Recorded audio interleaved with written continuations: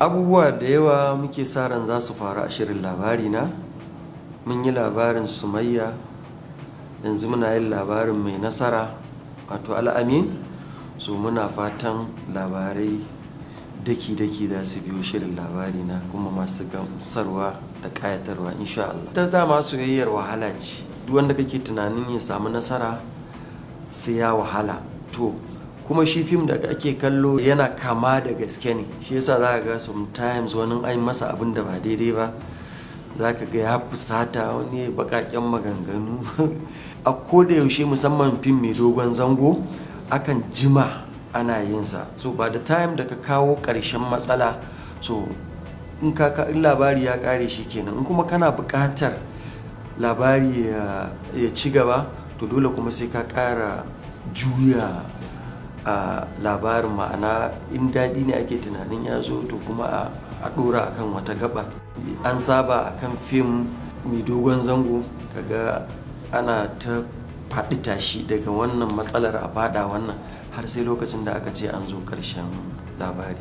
To ba a rufe ba, ga masu kallon mu suka duba za su ga ainihin shi fim ɗin labari na, daga title ɗinsa an sa masa labari na. So kuma na sha faɗa ko a baya na faɗi cewa a saurari labarai iri-iri, ba wai iya labari ba. To labarai ne ake karɓa na mutane da yawa, wannan shine makasudin da yasa muka sa fim ɗin labari na.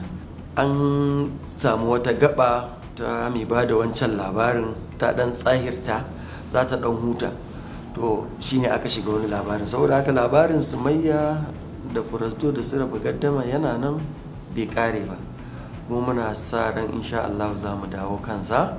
Amma yanzu muna kan labarin Al'amin, mai nasara, da kuma Maryam, Jamila da Faruku da Lawal. Zuwa lokacin da shi labarin Al'amin da Maryam ya kai wata gaba ko ya kai ƙarshe, to insha Allah mu kuma za mu dawo da labarin Sumayya da Furasdo da raba gaddama.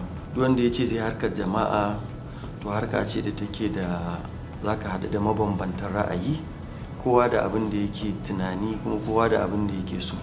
Wani ka karanta ka yi dariya, wani ma dai zai baka haushi, wani kuma aka ga a bayanansa kuma a martaninsa kuma akwai abin ɗauka, sai kaga ka ɗauka.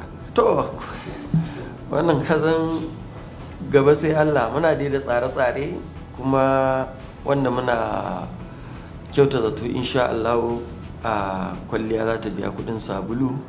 Kuma kullum kokarin mun Allah da za mu iya bakin kokari mu ga masu kallon mu ba mu kunyata su ba, za mu kawo musu ingantaccen abu. Amma yanzu ba zan iya ce maka ga abin da za ba, amma dai akwai labarai suna nan kuma akan hanya, kuma suna tafe insha Allah. Kuma masu kallon mu da masu bibiyan mu za su gamsu, kuma za su yaba da insha Allah.